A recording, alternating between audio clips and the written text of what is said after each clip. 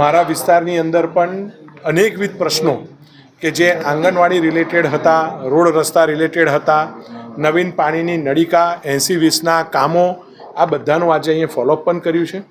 મોટા પાયે 80-20ની ફાઇલો આજે મારા વિસ્તારની વોર્ડ નંબર 8ની અને 9ની આજે જ કમિશનરશ્રીએ મંજૂરી આપી છે. અમારા માટે આનંદની વાત છે. એના સિવાય TP 54ના વિષયની અંદર પણ પૈસા ભરવાની વાત હતી, એ પણ અમે આજે એમને બતાવ્યું છે અને એ પણ સામાન્ય સભામાં પહોંચી ગયું છે. એટલે મોટાભાગે આ 2-4 દિવસમાં સામાન્ય સભામાં પણ એ પાસ થશે.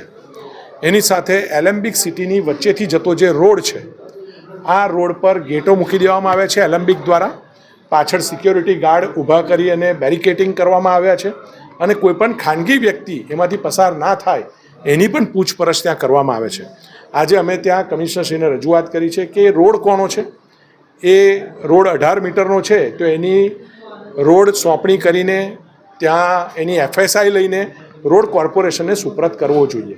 એ કર્યો છે કે નહીં આની પણ, કારણ કે એને FSI 18 મીટરના રોડની લીધી હોય ત્યારબાદ એ રોડ કોર્પોરેશનને સુપ્રત કરવો પડે. ત્યાં જૂનો નાળિયો રસ્તો હતો તો એ રસ્તાનો સ્ટેટસ શું છે, આ તમામ તપાસની કામગીરી આજે માન્ય કમિશનરશ્રીને ટાઉન પ્લાનિંગ ડિપાર્ટમેન્ટને પણ આપી છે.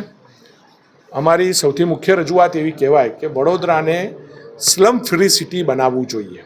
ગુજરાત સરકારે સુરતને પહેલું સ્લમ ફ્રી સિટી બનાવવાના દિશામાં આગળ વધાર્યું છે, તો વડોદરાને બીજું સ્લમ ફ્રી સિટી બનાવવાના દિશાની અંદર આપણે અગ્રેસર બનવું જોઈએ.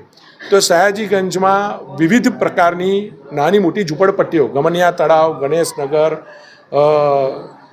ઇન્દિરાનગર, ગંગાનગર, અનેક નાની મોટી ઝૂંપડપટ્ટીઓ વોર્ડ 8માં, વોર્ડ 9માં વર્ષોથી આવેલી છે.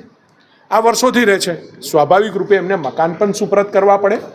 તો EWSની નવી સ્કીમો એ જગ્યા પર નજીકમાં જો ડેવલપ કરવામાં આવે તો આ બધા જ ઝૂંપડાવાસી એ નવી સ્કીમની અંદર આજથી 1.5-2 વર્ષ પછી શિફ્ટ થઈ જાય અને આ બધી ઝૂંપડપટ્ટીઓનું એક સાથે નિરાકરણ આવી શકે. તો સ્લમ ફ્રી સિટી બનાવવાની અંદર કોર્પોરેશને ખૂબ ઝડપથી કાર્યવાહી કરવી જોઈએ. આ દિશાની અંદર પણ અમે આજે રજૂઆત કરી છે.